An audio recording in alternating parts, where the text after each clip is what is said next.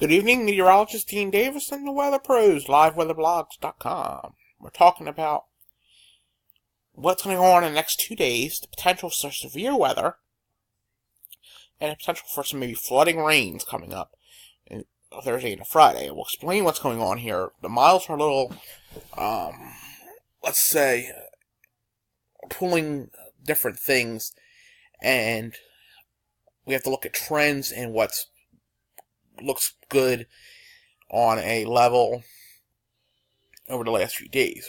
They have backed off the slight risk for tomorrow at this current point to that whole area being our marginal risk. I believe that the slight risk will probably be reintroduced for Virginia and maybe parts of Maryland when we go overnight tonight. Let's take a look at the NAM nest that we see as we get along here. And Thursday, around 11 a.m., we see stuff to the west of us. Still may have a little bit of cloud cover, which will that be a damper? That's what we have to find out. Because we're going to have a lot of helicity with this. And as we get towards 8 p.m. tomorrow, we're going to have a squall line coming across the area. Is there going to be storms in front of it? That's the question. Will they be supercells? That's another question. Will we see issues here along the line with wind? I would say that's probably a good shot. This will move through the area, and we will have a second shot come in for Friday. Once again, a linear system. MCS comes through the area. Lots of rain. Jersey, PA, Delaware, and the low pressure system. A shortwave may come down here. If that happens, that will increase the rotation possibilities and allow the chance of tornadoes to increase.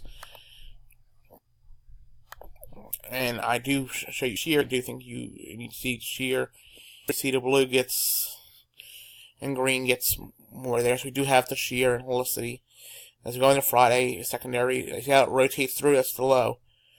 So yes, we will have also shear available for that day. So there's 2 days with potential. Anything that happens on the overnight will actually be an issue because that would show a potential for nocturnal severe weather. And looking at this, you see the winds here coming out of the southwest. Some of it area shows a little bit of it southeast, and then works into a stronger wind component. We got a little bit of a right turn on the slinky, so I would say it's not a terrible possibility that we see that. And Friday is I think even more of a situation where we may see something a little more robust occur. So my thing to you is we need to look at tomorrow, observations, what's going on, some new model data, what is going to look like tomorrow morning when we take a look tomorrow at 8 a.m. And then we go from there to see whether anything's chaseable and how the severe weather threat looks for the area. So we will be on top of it, that's for sure. And probably bring you another update, especially if it's warranted. For the Weather Pros and liveweatherblogs.com, this is meteorologist Dean Davison. Thanks for watching. Have a great evening.